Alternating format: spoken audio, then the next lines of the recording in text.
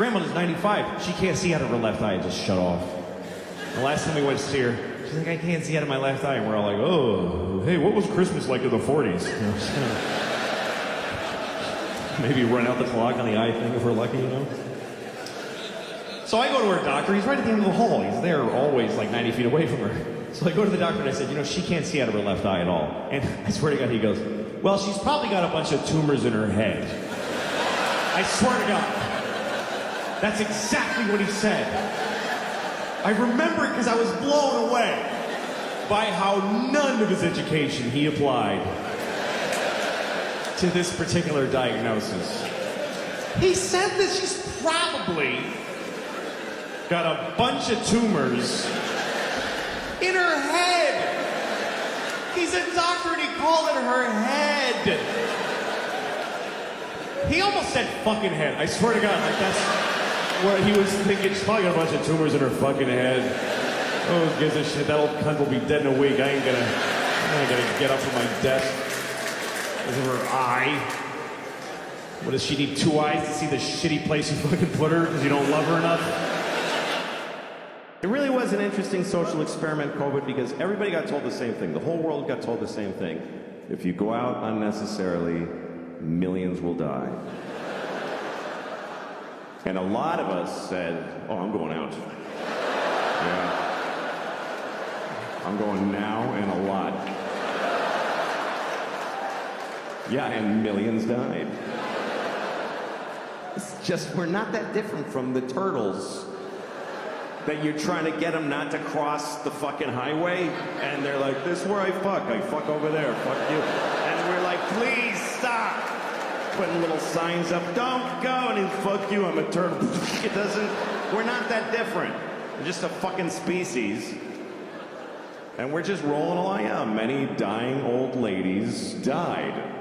That's what happened. Many dying old ladies finished dying.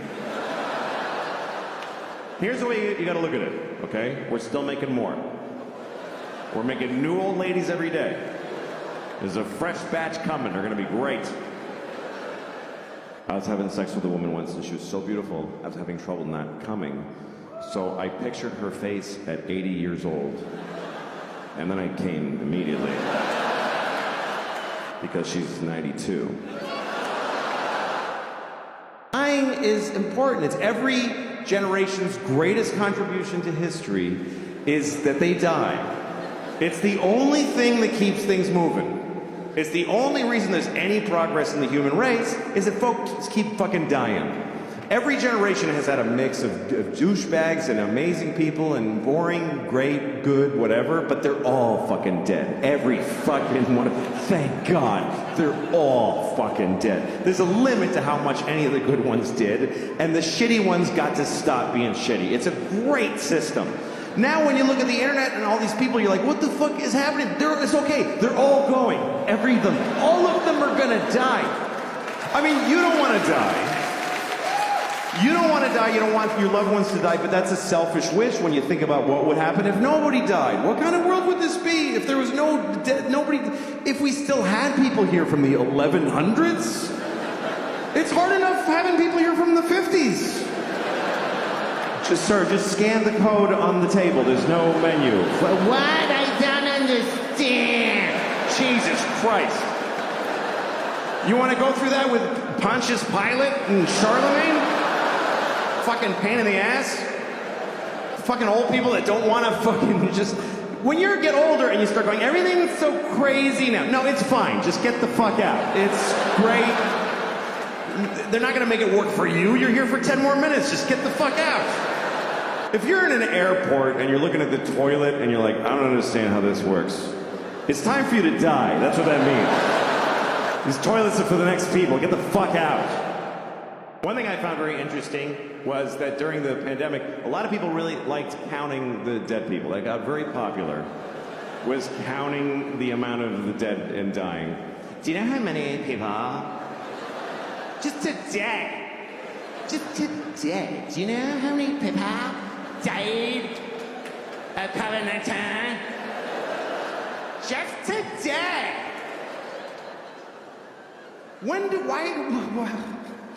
Keeping a daily tally. We don't do, there's a lot of shit going on that we don't keep a daily tally of how many babies were dropped in a bucket of paint.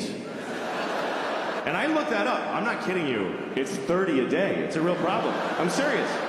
A steady 30 babies a day are dropped in buckets of paint.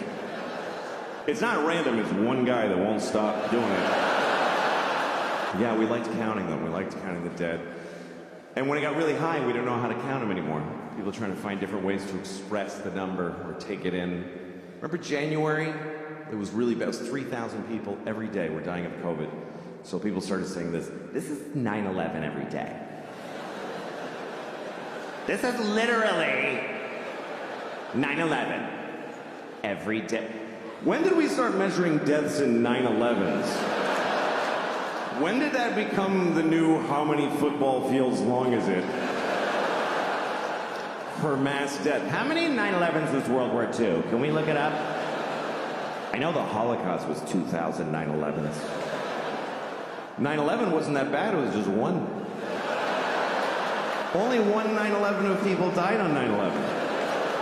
That's like nobody died that day. Remember, January was really bad. January was the worst. And then in April, March, April, we all felt better. Everybody's like, oh, it's way better now. It's way better. Way better than January. I looked it up. It was 1,500 people a day. And everybody's like, it's way better than January. Really? It's half of 9/11 every single day. But that's way better. That would be like if on 9/11, after the first tower went down, you're like, oh, that's not that bad. It's just one. Still got the other one. That's why they made two. It's okay. It's all right to make fun of 9/11. It was a hoax. I have a solution for the pandemic, by the way, for COVID. I have it. This is it. We test everybody, first of all. Now, every time we find somebody who has COVID, you kill them. That's it. That's the solution. You won't need another one after that one. That's the final one. It's been pretty amazing to be alive during this thing, during COVID, because you're not going to see this again. And wow, did we learn some shit. That's really the things that teach you in life are things you never would have chosen to do for yourself. I mean, think about your life as far as it's been where you had the choices, where you're like, I'm going to do this, I'm going to pursue this. It all goes to shit, every bit of it. And even when it goes right, you're like, why don't I like it? It's what I wanted, but why don't I like it? Because it's your choice, and your choices are based on fear and fucking just thin, stupid, shitty hopes. But when life just kicks you in the balls and you're like, oh fuck, everything's different now, and it shows you shit you wouldn't have looked at otherwise. That's the great joy in it. And what I thought was really interesting about COVID, and still is that it's the first thing I've seen where everyone on Earth had the same problem. Every human being on Earth had the same problem. We never had that before. That's why we don't give a shit about each other.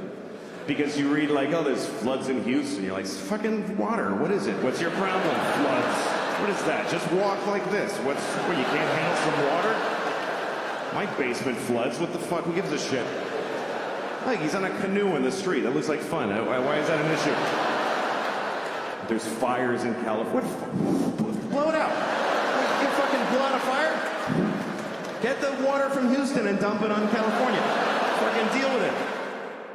Murder is a weird law structure also. That's not a sentence. Didn't make any sense. But murder should be simple because it's a binary crime. You kill somebody or you don't. They're alive or they're dead. It's one or the other. But the laws around murder are a little murky. One person can kill somebody, get 100 years. Somebody else gets 20. Why? What's the difference? Here's what they base your sentence on with murder. They base it on how you felt when you murdered them. That's weirdly important. They say, okay, you shot him in the face. But what was up with you, man? Like, what was going on? Like, come on. I think if you murder somebody, your sentence should be based on how old the person was that you murdered. That should matter. How much of their life did you take away? Like, if you see a 3-year-old girl in the park and you just kick her to death, it's a hypothetical. Fucking grow up. It's a hypothetical. I'm not asking you to go do that. I'm just asking you to just really imagine kicking a 3-year-old till she's dead.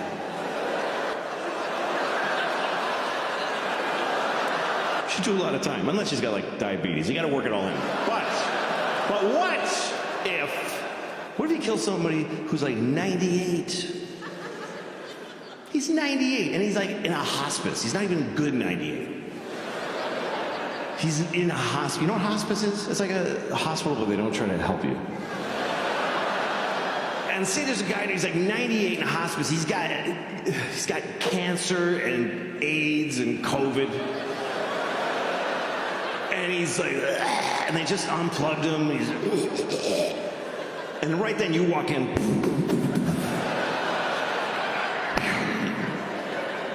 You should get like 5 minutes for that. When you get in trouble, you learn who your real friends are. It's true. People like saying that like that's a good thing. Who the fuck wants to know who their real friends are? You don't want to know that, believe me. You don't want to know. It's never who you want it to be. It's not your cool friends, and it's not your fun friends. It's your real friends. I'm here for you. I fucking know that. I have this friend, she's the best person I know, but I sometimes want to punch her in the face because she's so nice. Because I'm not a good person. Like, I'll tell her something I'm having problems with, and she'll say, I'm gonna pray on that for you.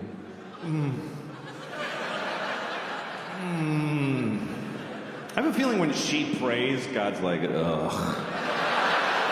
Fuck. This one makes me want to get out of the business. People say you should live like Jesus. Who can live? He was insane. You can't live like that. He had a weird life. I'm reading about Jesus. I have this book about Jesus. I'm going to share it with you.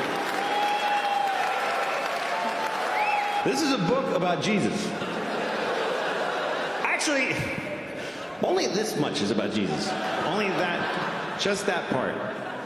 The rest of it is just the Jews going like, and then we walked for 50 years in the desert, and we only had a little bit of oil. It was difficult. It's fucking verbose. The Julia just Jews. It just goes on and on. And then Jacob bought a goat,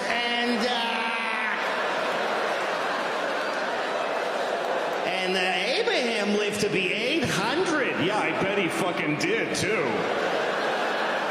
The Jews in the early chapters are all like 800 years old.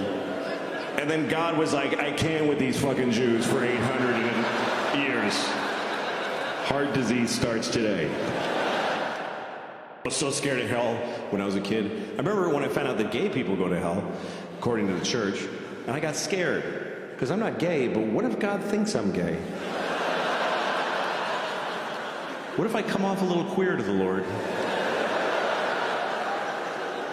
What if he happens to glance at me when I hit my toe and I'm like, ow? He's like, oh, I know where you're going. I mean, that's their thing. I don't believe that. God doesn't hate you because you're gay. God made you gay because he hates you. No.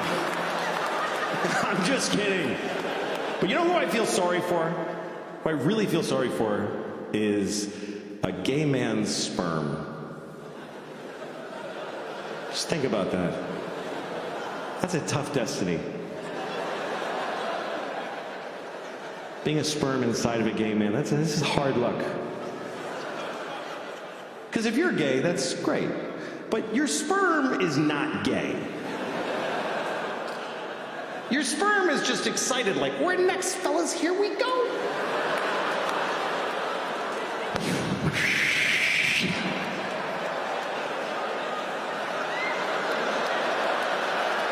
Is that shit right there?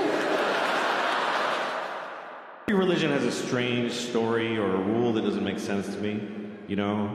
Like, every time there's a terrorist act, they always tell you on the news about how they believe they're all going to heaven, and every guy who does a jihad thing, and he gets 72 virgins. That's right, that's the story always. 72 virgins, which, first of all, who are those women? Who are the 72 virgins? Does God have to kill 72 nice girls? All right, ladies, the good news is you're going to heaven. The weird news Or does God just make them fresh like farm-raised salmon? He just whips up 72 women. All right, nobody fuck these. I'm saving them for that guy.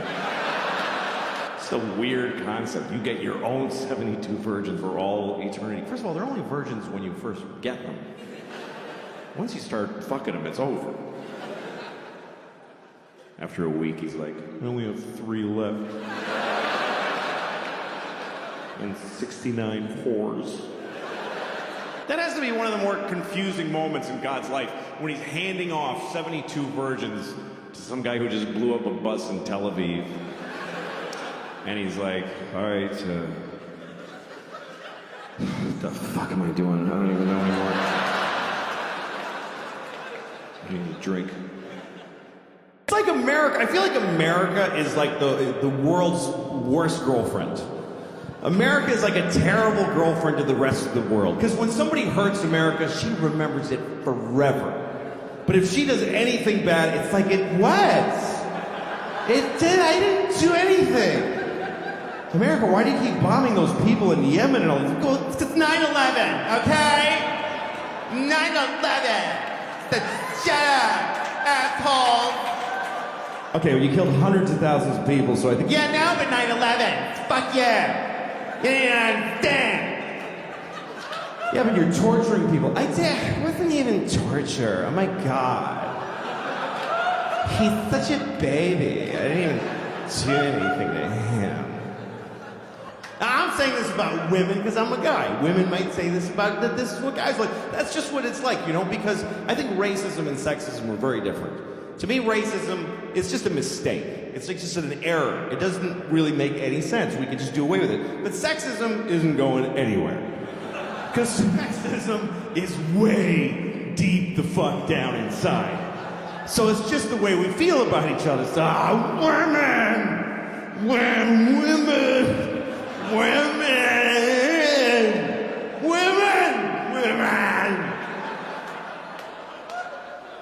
And you're like, man.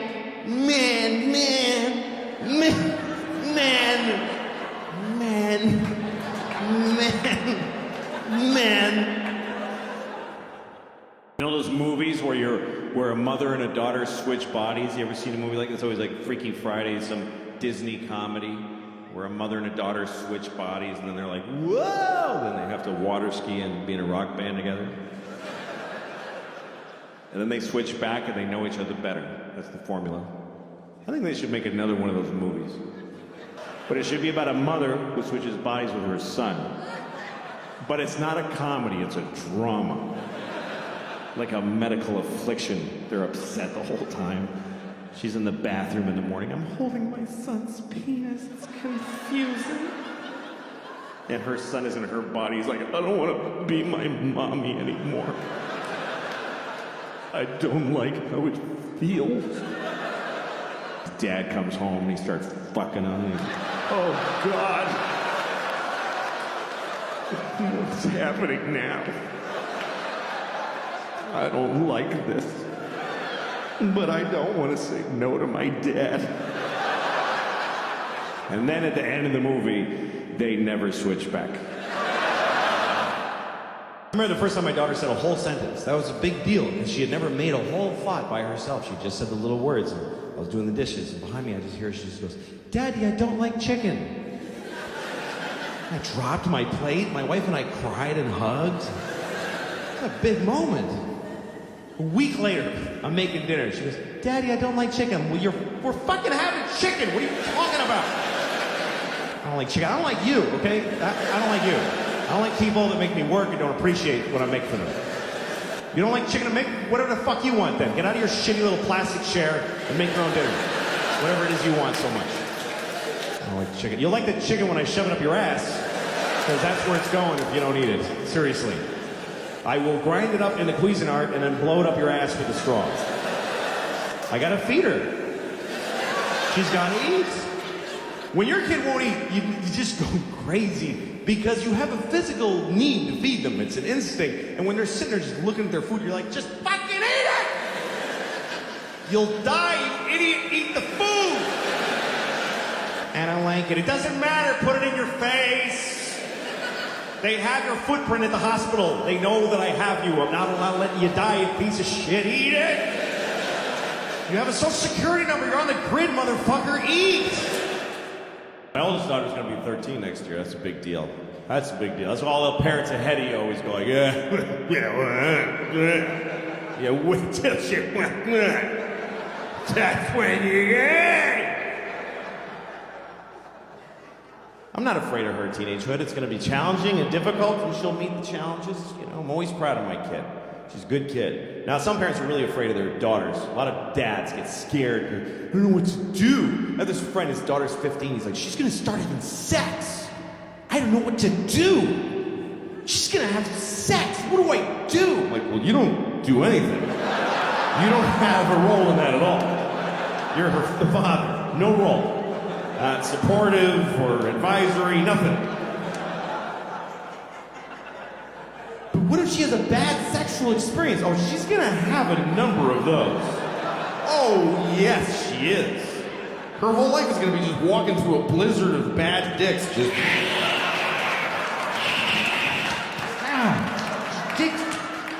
Just, Jesus. That was a big one. Holy fuck, I'm just trying to get to work.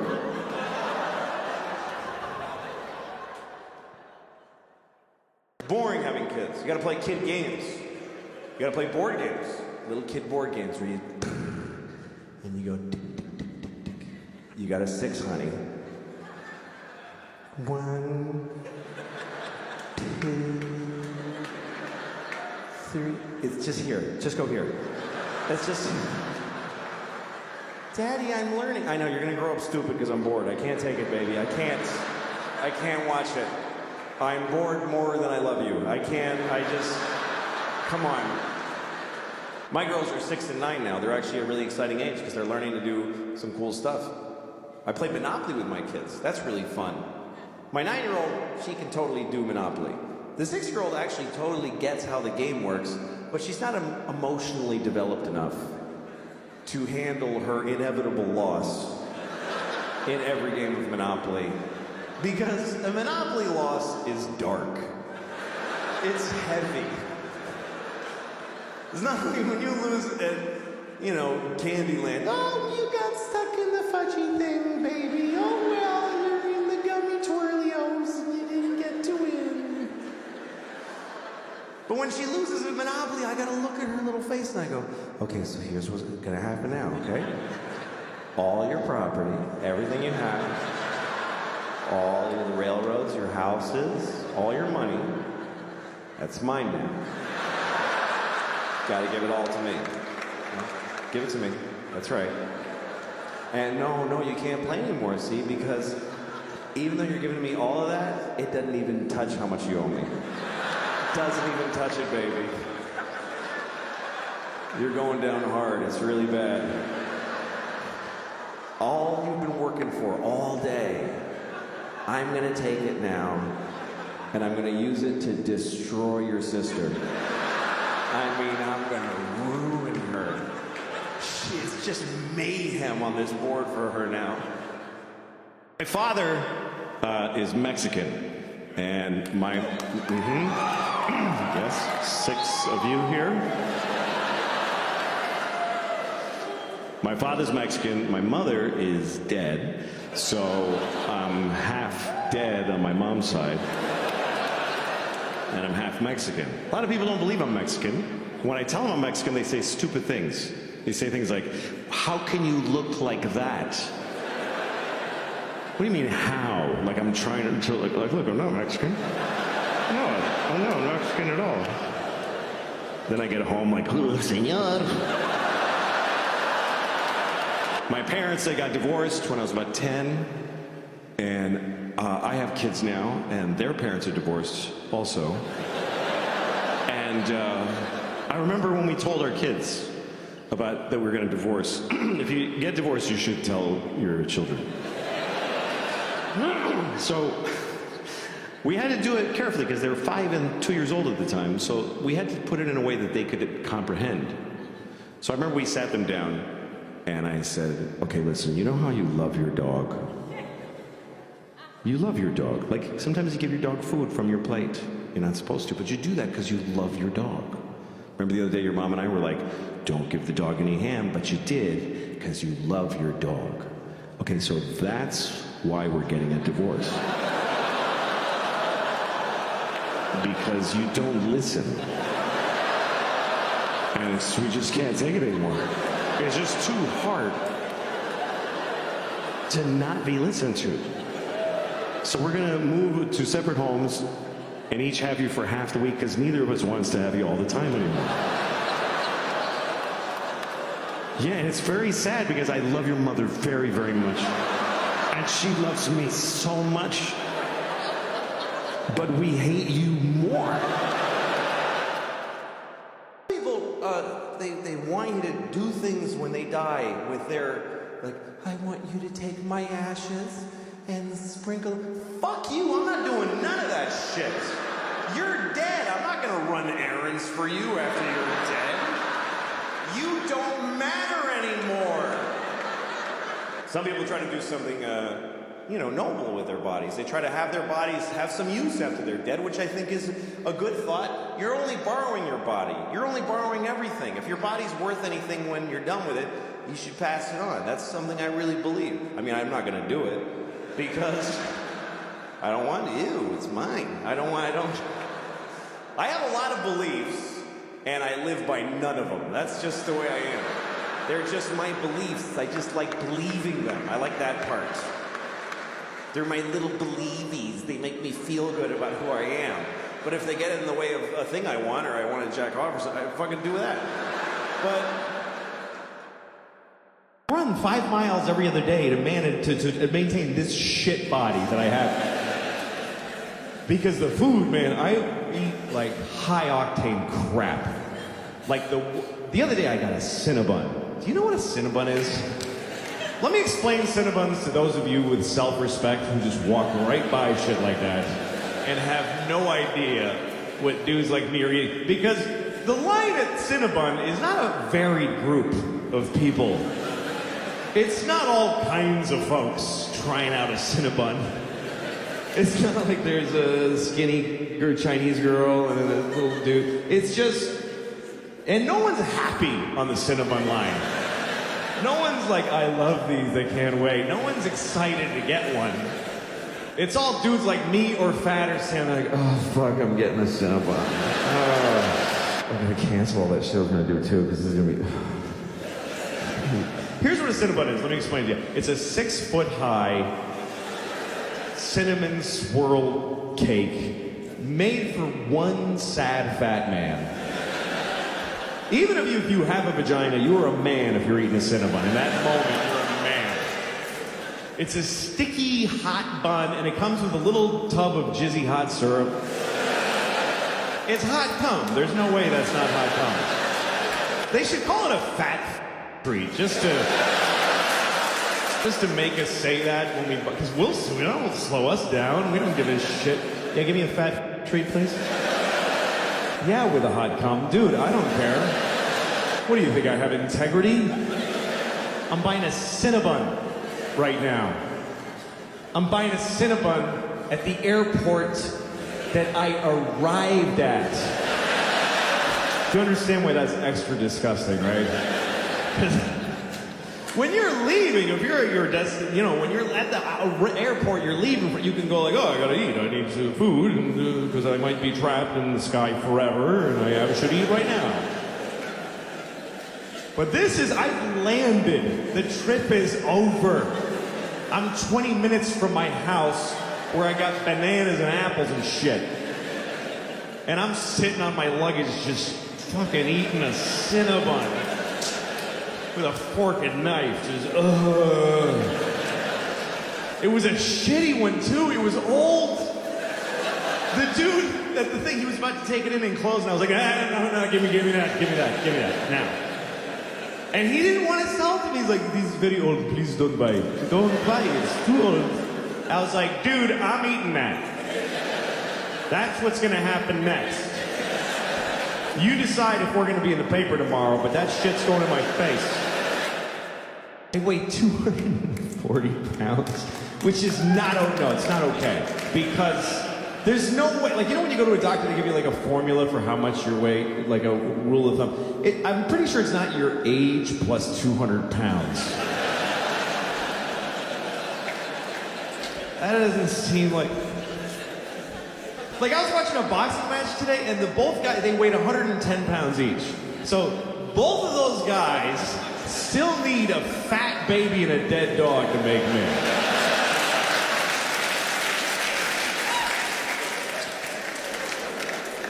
And it's really bad because I'm 40 and my doctor's like, yeah, you gotta be less people. You can't be so much. He just told me this is bad.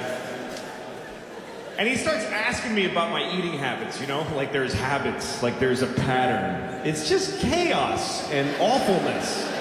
It's just desperate. He's like, how many meals and how many bowel movements a day? I'm like, I have no idea. I have no idea. It's just a blur. I'm just shitting and eating all day. I pack my body to capacity and then blow it out my asshole. That's it. Every shit is an emergency. Does that give you some idea of my eating habits? And he's trying to get a handle on he's like, dude, look, well, how soon into a meal do you typically feel full and stop eating? I'm like, I don't stop eating when I'm full. The meal is not over when I'm full. The meal is over when I hate myself. That's when I stop. I guess normal people eat till they're like, oh, that's all the nutrition I require right there. I just reached it. I will cease the intake now and convert this into useful energy throughout the day. No. Every time I eat, it ends with me, why the fuck did I eat? Dude, get it away. I don't want to look at that shit. That's all. It's right here, too. It's like,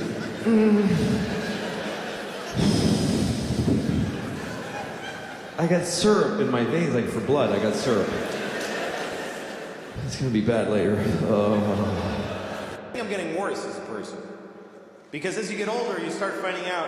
Let me give you an example before I rented a car a couple weeks ago in Los Angeles. Had the car for a few days, and then when I went home, I had to drop the car at the rental. You know, you got to go to the rental place that's off the airport. Give them the car, give them your thing with the mileage. You got to get on a bus and then go to your terminal and check in. I was late, and I was worried about missing my flight, so I knew I had no time to do any of that. So I never did this before. I just drove my car right to the terminal and just left it there. And I got on the plane. And once I was on the plane and I had a little moment, I called Hertz and I said, hey, listen, your car is sitting out in front of Terminal 4 and the keys are in it. So that's where it is. And the guy's like, you can't do that. You have to return it to this location and then get... And I go, well, I didn't do that already. And now I'm leaving California. So if you want your car, you need to go to that place where it is. And he was like, oh, Jesus, man. All right, we'll get it. And that was the end of it. And I realized I could do this every time. Every time I rent a car. Because of course they want you to do all that shit. But if you don't, they still want the car back. They're gonna send a dude. You could drive a car till you don't want it. Just get out of it while it's moving and just walk away. Well, I don't feel like being in that car any longer. I hated being a teenager. And then I discovered drugs. And then that's all I gave a shit about. I don't know how I'm gonna tell my kids. How the fuck do you compete with that? How do you take a miserable person with no control over their lives and tell them with a straight face, oh, you can't do drugs. You can't do that, baby. All drugs are a perfect solution to every problem you have right now. How do you beat that? Drugs are so fucking good that they'll ruin your life. I mean, that's how good they are. I can't do drugs now because I'm 44, and I can't hook it up. I can't make that happen. If you're 44 and you want to get high, you got to hurt your back. That's pretty much the only option you have. Hurt your back, get some Percocet, and then you go, get a babysitter and take 3 at a diner. Like, just sad. I'm a little drowsy. Woo! Here's my issue with Good Will Hunting. Matt Damon also wrote the movie, okay? So he basically sat down and he's like, first of all, I'm amazing. I'm a construction worker. I'm like working class. And I drink beer and I get in fights. I get in so many fights. My friends are like, you're out of control, man. And I'm like, shut up. This is the way I am. But then also, I'm a genius. Ooh. I didn't even go to school. I just know things. I don't know why. I just know them. And all the nerdy geniuses that studied for years are like, he's so much smarter than us. It's making us upset. It's insane. It's fucking insane. It only makes sense if he wrote it for himself to be the guy. So the scene I was looking for, it's the worst example of that in the movie. Here's what happens.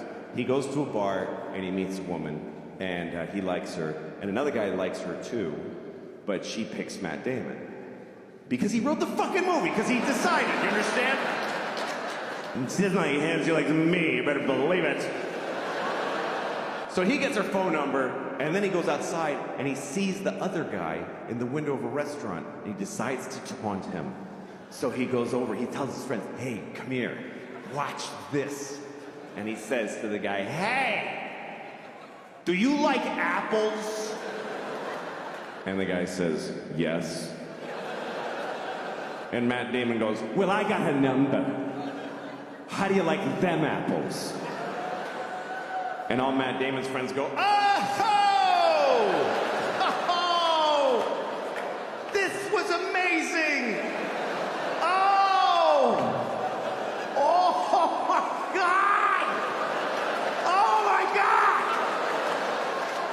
God! You were ready with that! How? You know how he did it? He wrote the whole fucking movie, okay? He made everybody say all the things. Otherwise, this doesn't happen. I mean, he hinges the whole fucking prank on the guy liking apples. The guy must like apples. Who would say yes to do you like apples coming from a clear antagonist? Who's setting him up, gathered his friends. Do you like, wait guys, watch this. Do you like apples? God damn it, I do. I wish I didn't. 'Cause I can tell this is not gonna go my way. But I can't lie. He'll know it. He'll know it because boy, do I like apples. Do you understand? If he says no, Matt Damon is fucked. He's fucked in the face for life. He's got nothing. Do you like apples? No. What the dude? Fucking guy. No, come on, seriously.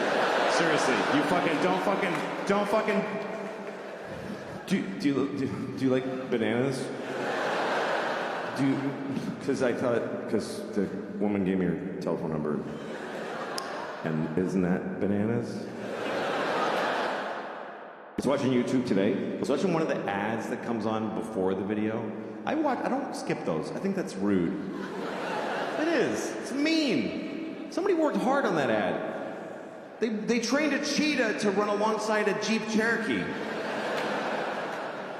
And you're at home like 3, 2, 1, fuck off. It's fucking mean. What if you made something, dick? Anyway, the ad was a PSA.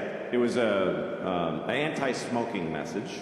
It was a Puerto Rican man with a hole in his throat. He was like, my father smoked. And my mother smoked. I wish I never smoked in my life. Please don't smoke cigarettes.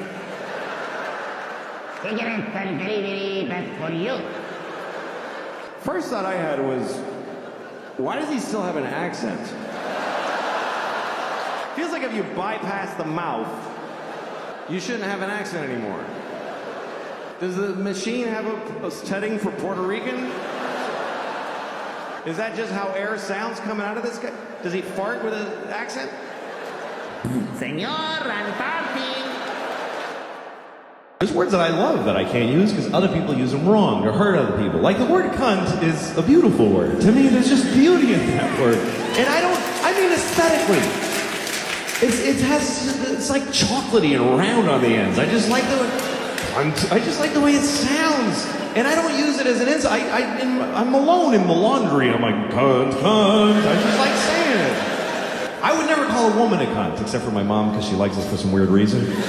But it's a very misused word. It's supposed to mean vagina, which I don't think works at all. Because vaginas are so sweet. They're little pretty things with little flower petally lips. And I hear a piccolo in my head every time I see a vagina.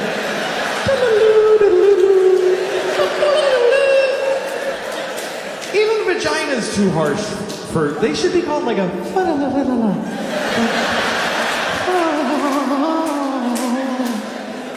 There should be a butterfly fluttering around every vagina all the time. Just all the time. A little butterfly.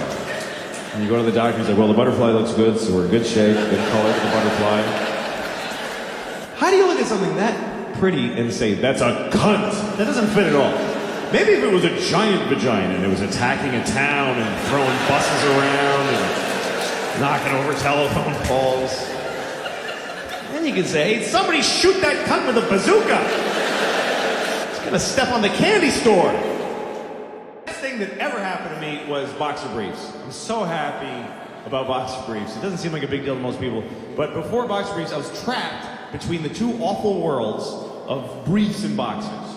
Briefs are for a normal man with one leg here and one leg here. Two totally separate legs with a whole area between. And the briefs go up into this little valley, this little area, and they come down like this, and they can just tuck up in there and just hold them nicely, because he's got all that air and negative space. But this is just all mashed together, just upsetting, stingy, red, sweaty, just like this looks like a pig's ass when I'm naked. Like, even my dick is curly, like the tail. Like, this is a pig's ass.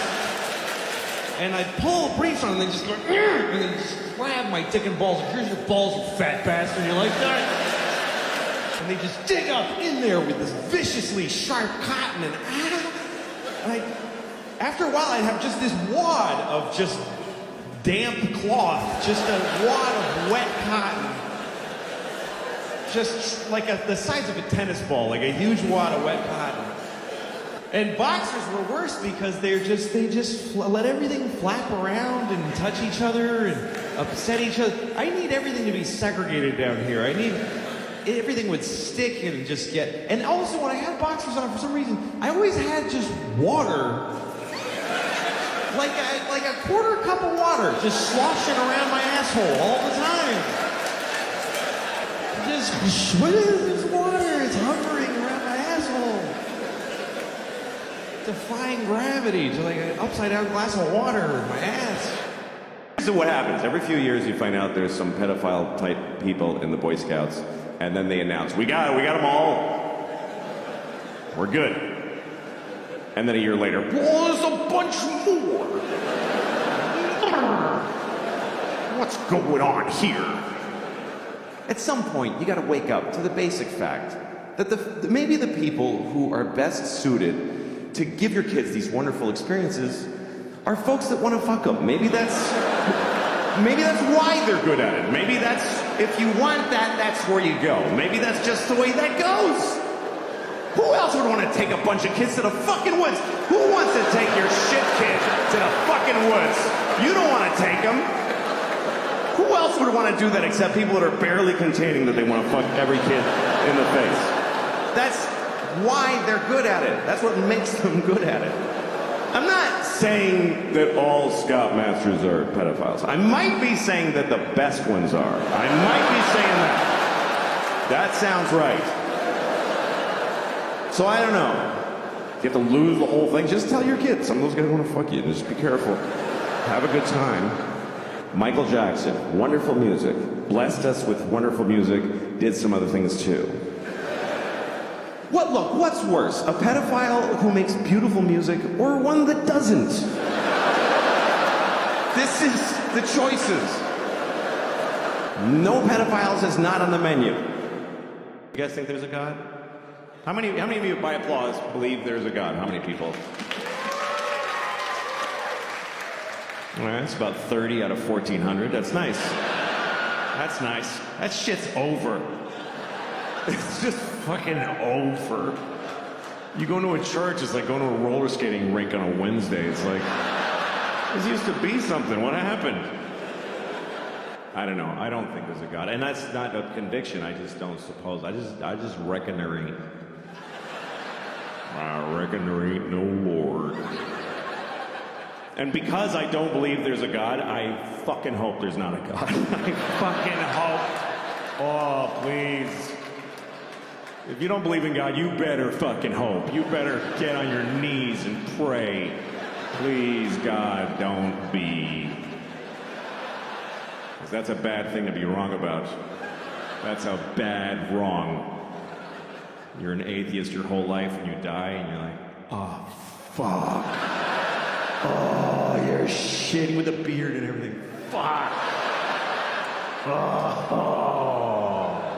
Yeah, I'm going. Yep. Being wrong the other way is not a big problem.